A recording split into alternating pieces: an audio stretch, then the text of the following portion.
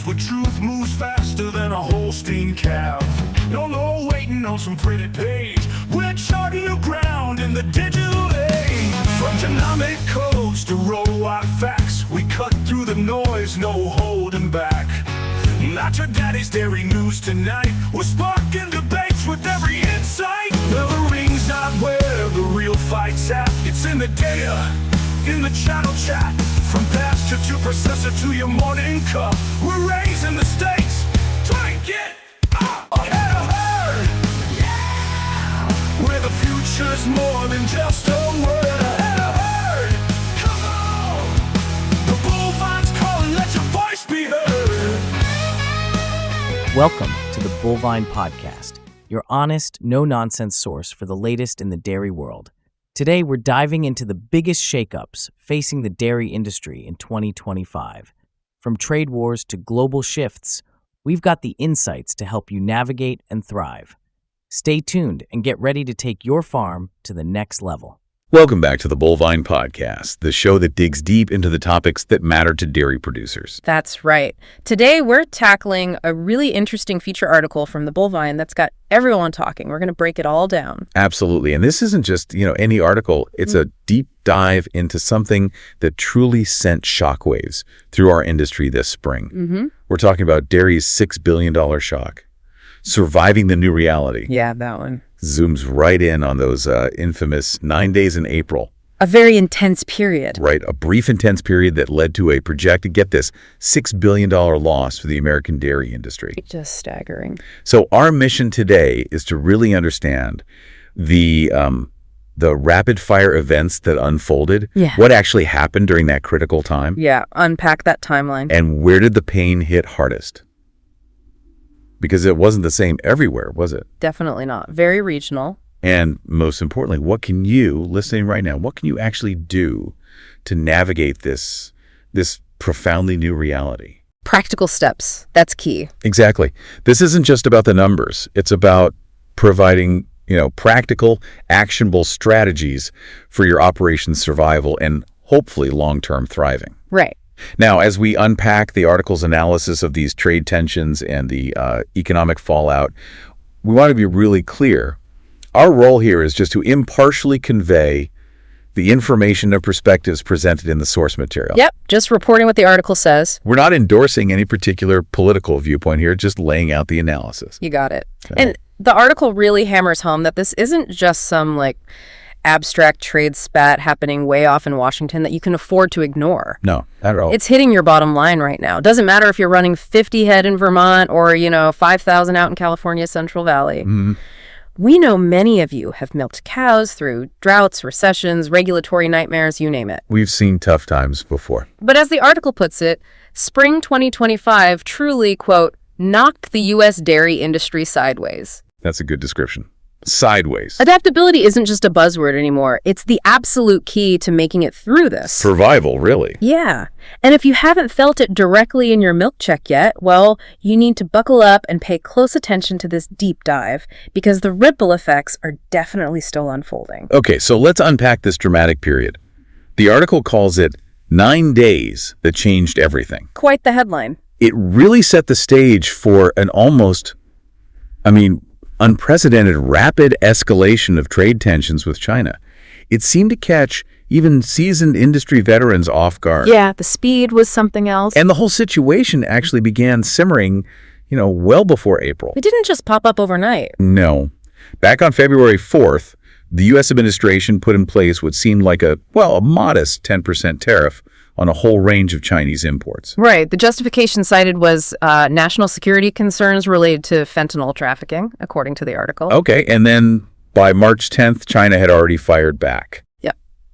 Their first retaliatory 10% tariff, specifically targeting U.S. dairy products. Dairy and also things like sorghum, soybeans, beef. Right.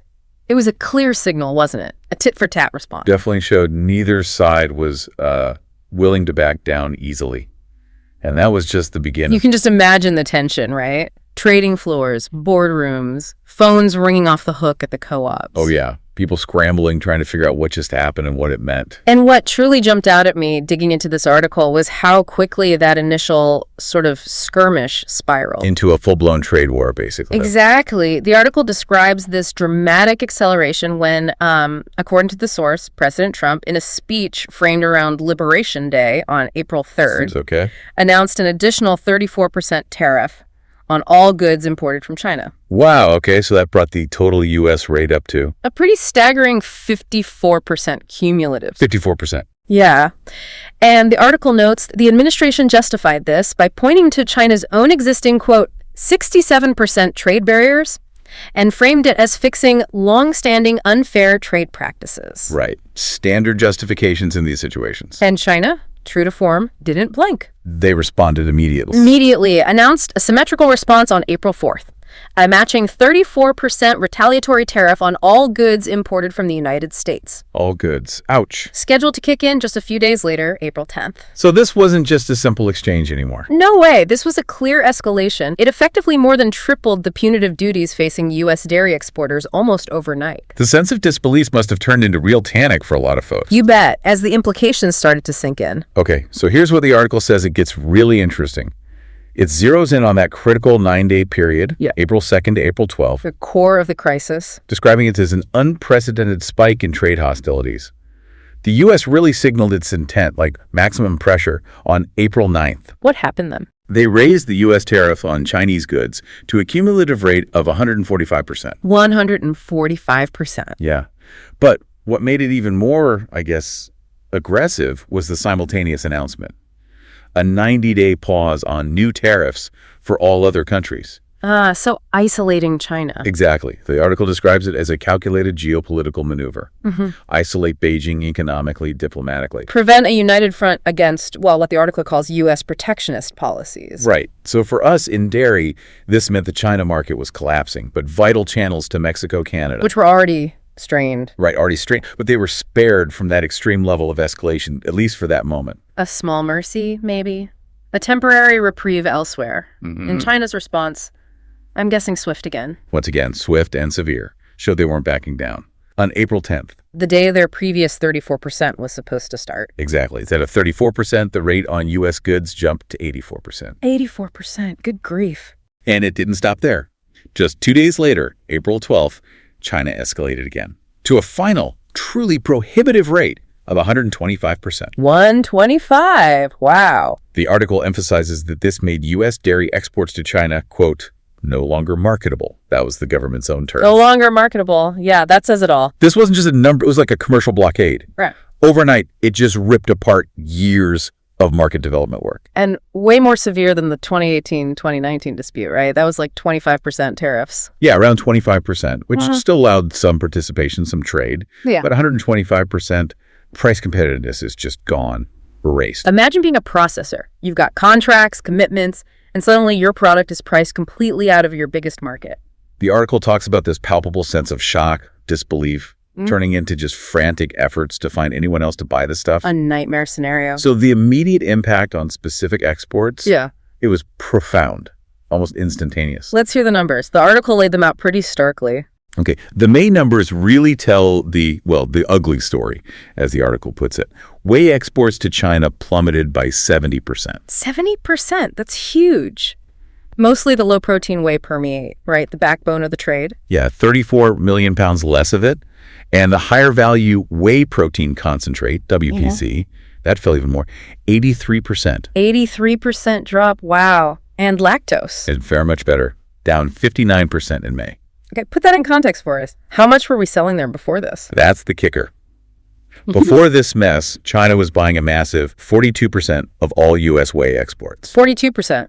Nearly half. And an even more staggering 72% of U.S. lactose. 72%. Okay, so this wasn't some minor market we're talking about. Not even close. It was absolutely critical for managing the byproducts from our massive cheese production. Right.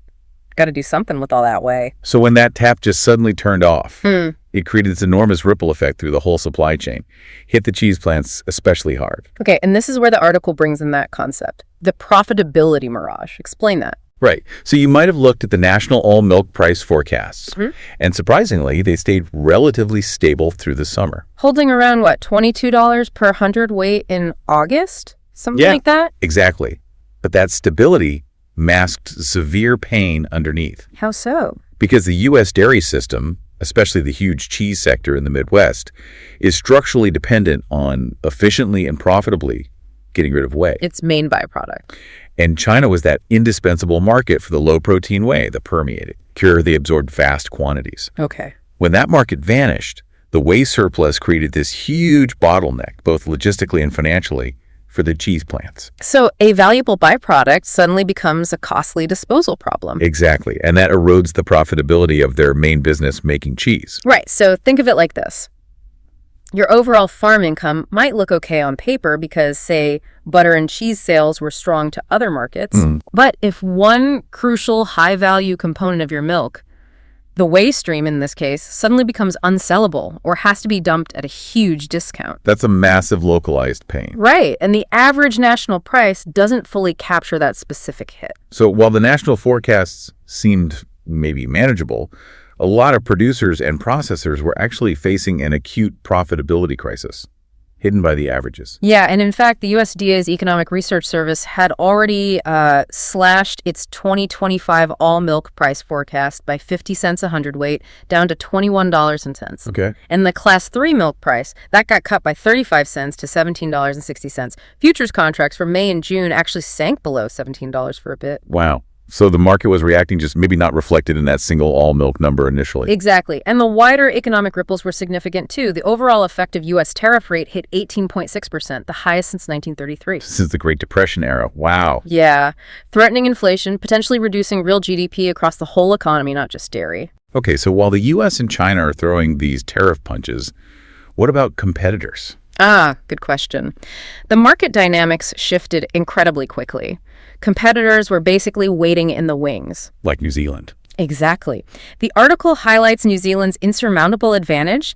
They've had a duty-free trade agreement with China since January 2024. Duty-free, okay. So their dairy products walk right into China, zero tariffs.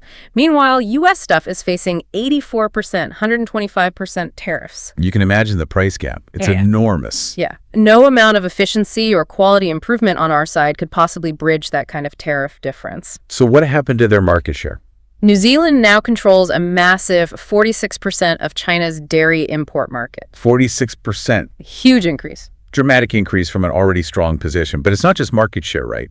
It's about trust. The reliability factor. Totally. Chinese buyers facing all this uncertainty, unpredictability from U.S. sources, they quickly locked in longer-term contracts with New Zealand and EU suppliers. Often paying a premium just for the stability. Right. Fundamentally altering the competitive landscape. This really damages the U.S. reputation as a reliable supplier. And that's a wound that could take years, maybe decades, to heal, even if tariffs drop tomorrow. Absolutely. The trust is broken. Okay, so it's clear this was a brutal hit for whey and lactose, specifically to China. Devastating. But to keep us on our toes, the article points out it wasn't all doom and gloom across every single product category. Right. There's some surprising contrasting data in there, which is important. Despite those dramatic drops in whey and lactose to China, U.S. cheese exports actually hit a record high in May 2025. A record. 50,000 metric tons. Yeah, continuing a record-setting pace for the year. And butterfat exports surged too, up 151% compared to the same time in 2024. Wow, 151%. So where was all that going? Markets outside China, fueled by strong demand, particularly from Mexico, Japan, South Korea, Southeast Asia. Places where U.S. products were still price competitive. Exactly. So the core message here seems to be it's not a problem with global demand for dairy products overall. It's a problem with politics, as the article puts it. Market access. Right.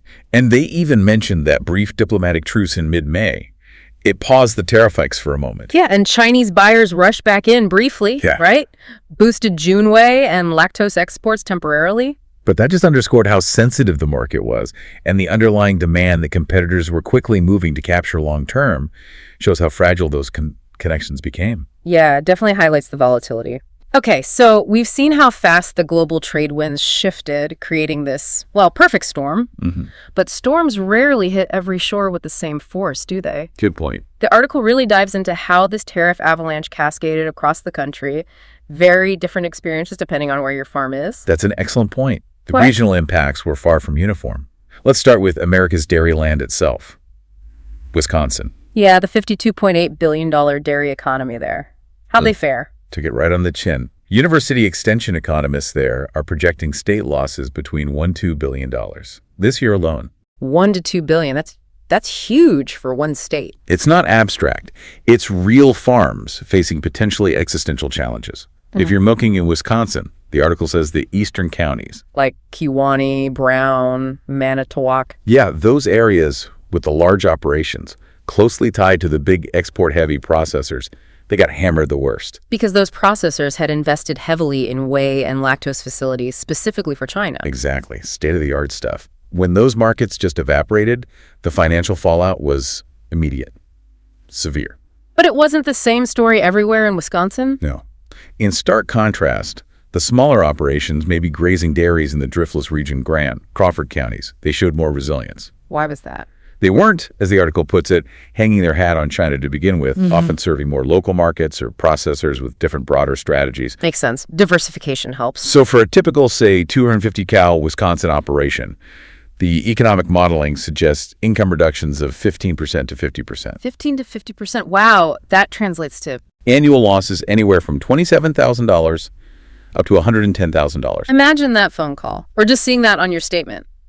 A 50% income cut. It's not just a number. That's a threat to your family, your legacy, forcing really painful decisions. Herd size, staffing, future plans. So the immediate homework from the article for listeners. Get on the phone with your field rep today. Find out exactly what percentage of your milk goes toward products that were China-bound. Know your exposure. That's your personal pain percentage. Vital info. Absolutely vital. Okay, now if you think that's tough, head out west. California. The Central Valley dairies, what's their story? The article called it a compound crisis. Yeah, UC Davis economists coined that phrase. It's the trade disruption combined with escalating already high production costs.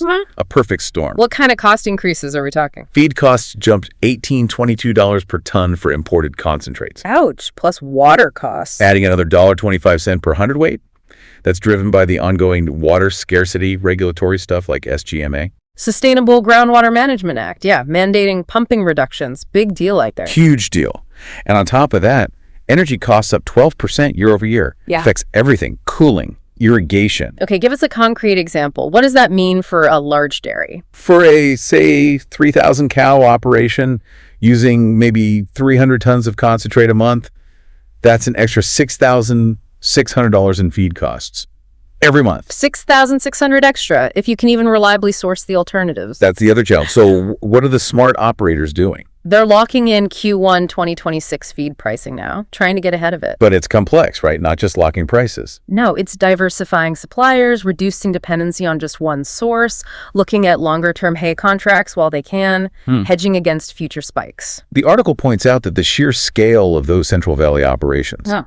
It offers efficiency, sure, but it also amplifies their exposure. Right. A small price jump per ton becomes exponentially larger when you're feeding thousands of cows. So these proactive steps aren't just, good business. They're absolutely essential for survival where margins are already razor thin. Makes sense.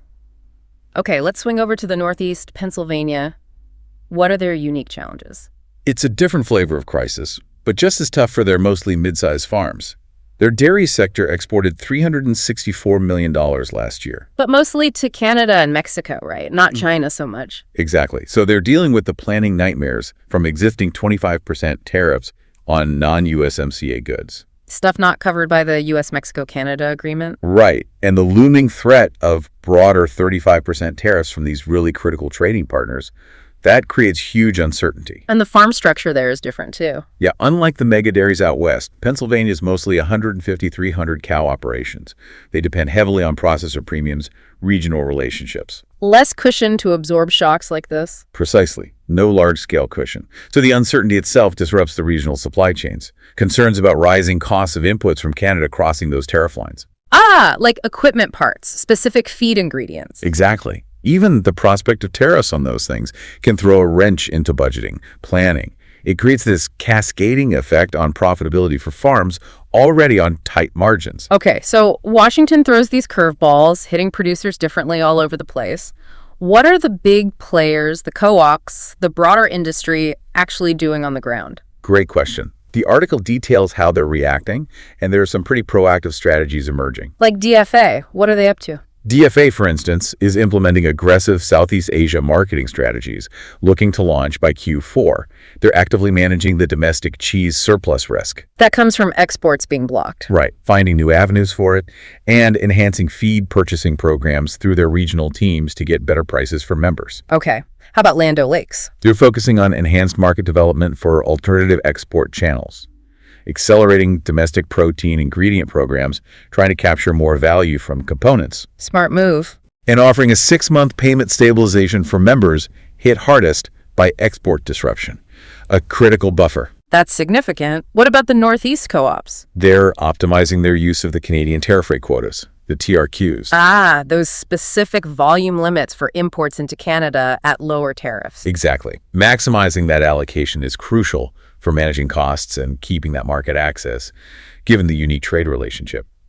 They're also enhancing quality bonus programs and expanding forward contracting options for members. So the industry isn't just sitting back waiting for a bailout. They're actively pivoting, innovating. Definitely seems that way. They're adapting. Okay, and this leads us right into something you mentioned, components. This is critical for your milk check this winter, right? Absolutely critical. Component focus. The Federal Milk Marketing Order, the FMMO updates, they take effect December 1st, 2025, and they're going to make component optimization essential. Okay, remind us what the FMMO updates are changing. They adjust the manufacturing allowances. Basically, the costs processors can deduct for turning raw milk into cheese or butter. And when those change, it directly impacts the formulas for our producer pay price. Exactly. Specifically, the cheese allowance jumps to 0.25192 pound, up from 0.2023. Okay, quite a jump.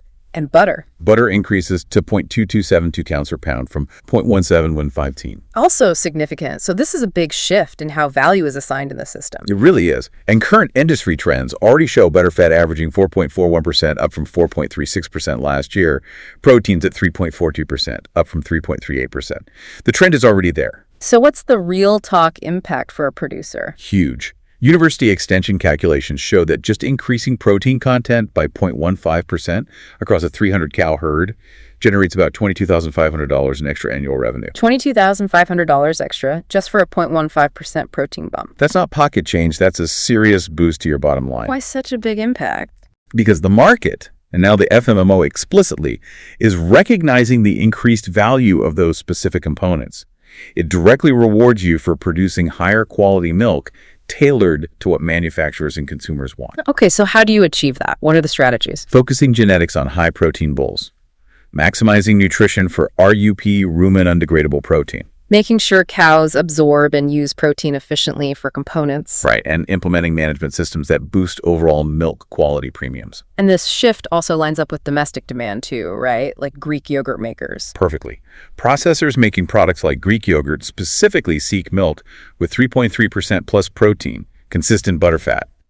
This isn't just tweaking prices, it's a fundamental recalibration of what value means in a gallon of milk. So the core insight here is... For years, volume was often king. Now the market is screaming for quality components. It's telling us that a truly efficient cow isn't just making more milk, but richer milk. Got it. It's clear adapting to the new pricing is vital. But so is making smart decisions about your operation's overall efficiency, right? Absolutely. The economic pressure is forcing real decisions on tech investments. The article really digs into what actually pays back. Which is the key question, isn't it? Which technologies genuinely move the needle in this new reality, not just fancy gadgets? Precisely. The article pinpoints a few key innovations that aren't just nice-to-haves anymore. They're offering tangible returns, becoming critical for survival in this high-pressure environment. Okay, give us some verified examples. Automated feeding systems. They're about a $150,000 investment for many operations. Steep upfront cost. But they can deliver an impressive 18-month payback. That's verified at multiple Wisconsin operations. 18 months. Okay, and it's not just saving labor. No, it's about precision. Consistent feed delivery, optimized rations for different groups, real-time monitoring of intake. that improves feed efficiency and herd health significantly. But there's a catch, right? Size matters. Yet the key requirement for economic viability is a minimum of 500 cows. You need that scale to spread the investment cost effectively. Okay, 500 cows minimum. What else? Rumination monitoring. Right.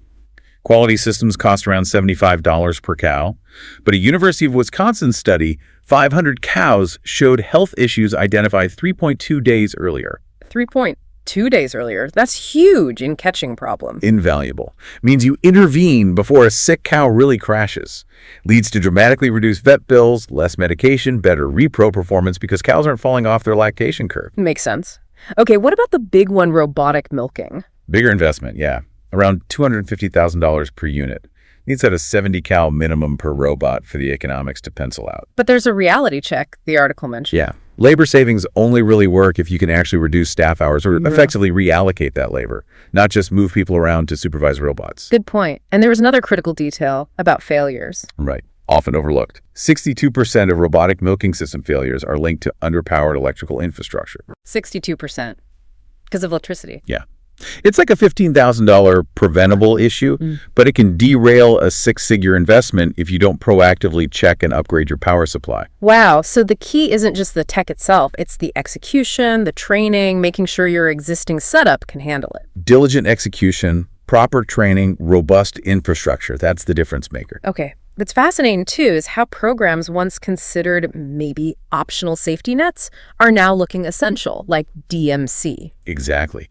With this level of market volatility, the Dairy Margin Coverage Program, DMC, it acts as that vital federal insurance policy, right?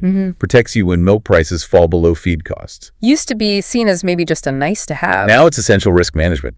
Look at its 2025 performance so far. May margin was $10.40 per hundredweight. June hit $11.15. July was $10.85. Okay, so producers enrolled at the higher levels. Those at the $9.50 per hundredweight coverage level have actually been getting consistent payments since April. Providing a crucial financial lifeline during all this uncertainty. Absolutely. And with 2026 enrollment opening January 29th, the article really stresses higher coverage levels are cost-effective insurance. It's not just being conservative anymore. But didn't DMC fail to trigger payments for many during the initial crisis? Why was that? Yeah, that's a key point. It relies on national averages. Ah. So strong cheese and butter sales to other markets, plus lower national feed costs, kept the national all-milk price and the overall margin relatively high. Even while whey and lactose were collapsing for specific producers or regions. Exactly. The national average inadvertently masked that targeted pain. The margin stayed above the $9.50 trigger for many, even when individual farms were really hurting from those specific market collapses. Highlights a structural issue, maybe. Can't respond well to nuanced, localized shocks. Seems that way. Okay, so this raises the big question. If China is effectively off the table, maybe for good, where do we go next? Market diversification. The article really hammers this. We need to be aggressive. Identifying key growth areas. Where are they? Southeast Asia. Markets like Vietnam, Malaysia, Thailand, the Philippines. Rising middle class, growing demand for dairy. Makes sense. What else? Latin America showing immense promise. And Mexico, of course, continues to be our biggest single customer. What were the Mexico numbers again? $2.47 billion in U.S. dairy purchased in 2024. That's 29% of our total exports. Huge! 29%. Wow. And Central America, too. Yeah, smaller markets like Costa Rica, Guatemala, El Salvador, they're showing promise, too. Record import values for U.S. dairy, indicating growing demand there. And it's not just international, right? What about domestic? Crucial point. Domestic market development is gaining huge importance. Over $8 billion in new U.S. processing capacity is scheduled to come online through 2027. $8 billion in new processing. That's massive. Creates massive opportunities for producers who can deliver consistent quality and, again, those specific components these new plants need for manufactured products. Especially the higher value protein and butterfat streams. Exactly. It's a clear signal. Focus inward as well as outward. Okay, connecting this to the bigger picture. This doesn't sound like just a temporary blip. It feels like it's signaling permanent foundational changes in global dairy trade. I think that's the core message. Trade experts see basically three main scenarios for the future, and the article is blunt. None of them get us back to exactly where we were before April. Okay, what are the scenarios? Scenario 1, a trade deal. maybe 25% probability tariffs eventually drop to, say, 15-25%. It's okay. But we'd likely only see a partial Chinese market recovery. Brazil, New Zealand, they'd probably keep most of the share they just gained. The trust is too broken. Right. Okay, scenario 2. Extended standoff. 60% probability the most likely. Current 125% tariffs stick around for 2 or more years. So this becomes the new normal. Pretty much. Yeah. U.S. dairy permanently pivots to Southeast Asia, domestic whey applications. China is basically considered a lost cause for commodity exports in this scenario. Wow. Okay, and the third? Broader escalation. Least likely, maybe 15% probability, but the worst outcome. Triggers an economic recession, hitting global demand for everything, including dairy. That's a sobering outlook, isn't it? The idea that, yeah, we might never truly get back to where we were. It really is. And what's fascinating about these scenarios, they seem to underscore fundamental shifts that are already happening. Shifts producers need to see as permanent, not temporary. Like what are these permanent shifts? Well, permanent sourcing shifts. For one, the U.S. has largely lost its reliable supplier status in China. We talked about that trust issue. Right. Chinese buyers are actively shifting to the EU, New Zealand for the long term, cementing new supply chains that will be incredibly hard to break back into. That loss of trust will take years, maybe decades, to fix, no matter what happens politically. Exactly. Then there's the clear rise of regional trade blocs.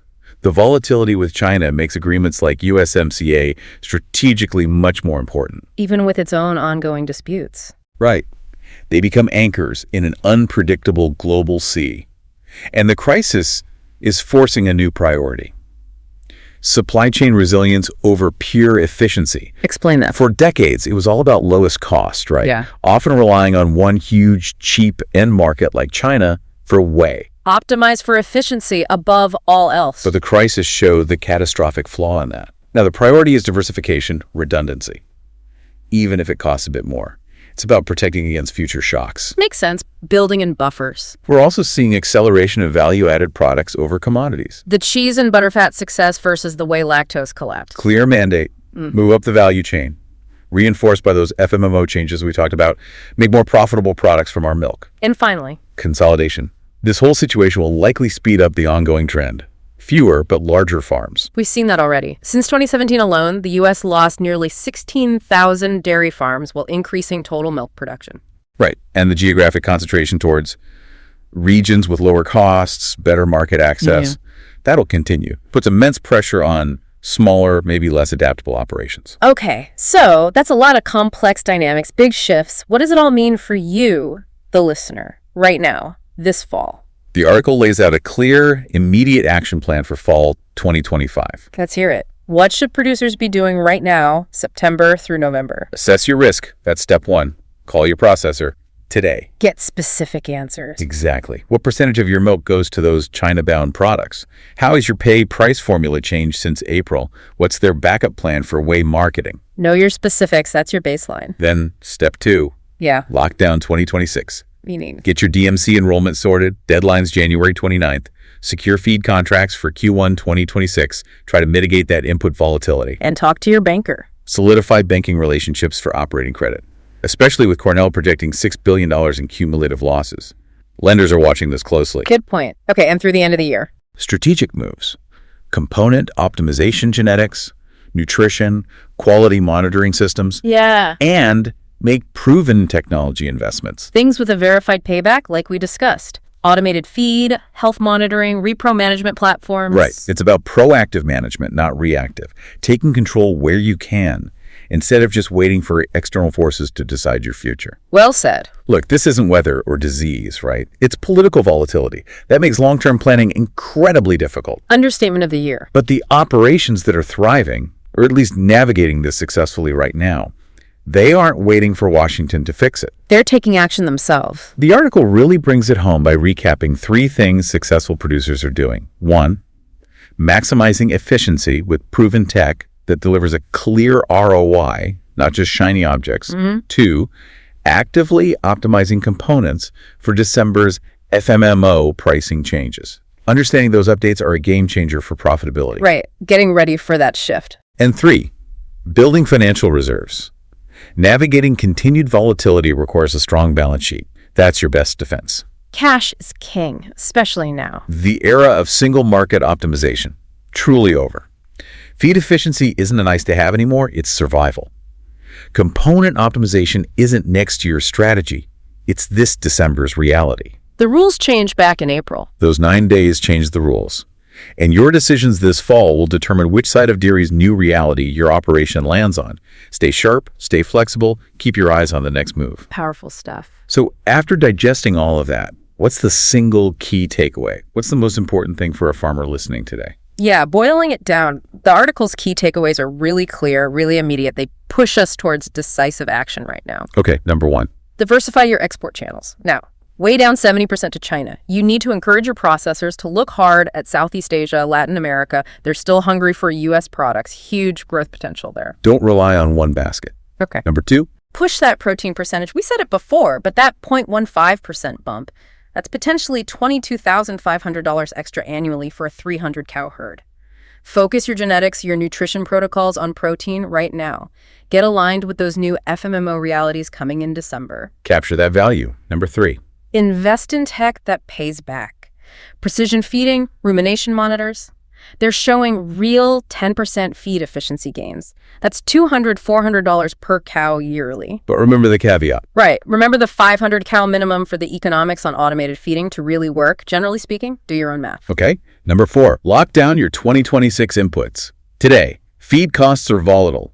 DMC enrollment opens January 29th. Secure those contracts, get that coverage before uncertainty hits your margins even harder. Don't wait. And finally, master the December rule changes. Those FMMO updates are boosting component values. Operations optimizing protein and butterfat will capture those premiums.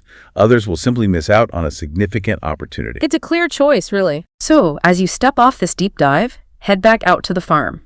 Ask yourself, is your operation optimized for yesterday's dairy world? Or is it truly poised for the permanent shifts that those 9 days in April unleashed? That's the question. The answer won't just define your next quarter, it might define the next generation of American dairy. Powerful insights. A lot to think about there. Definitely. And that's all the time we have for today's deep dive. For more articles and insights like this one, be sure to visit www.thebullvine.com. And don't forget to follow us wherever you get your audio. Join the conversation online. Thanks so much for listening. That wraps up this episode of the Bullvine Podcast. If you found it valuable, share it with your fellow farmers and keep the conversation going. Remember, knowledge is your best tool in these challenging times. Until next time, keep innovating and keep the milk flowing.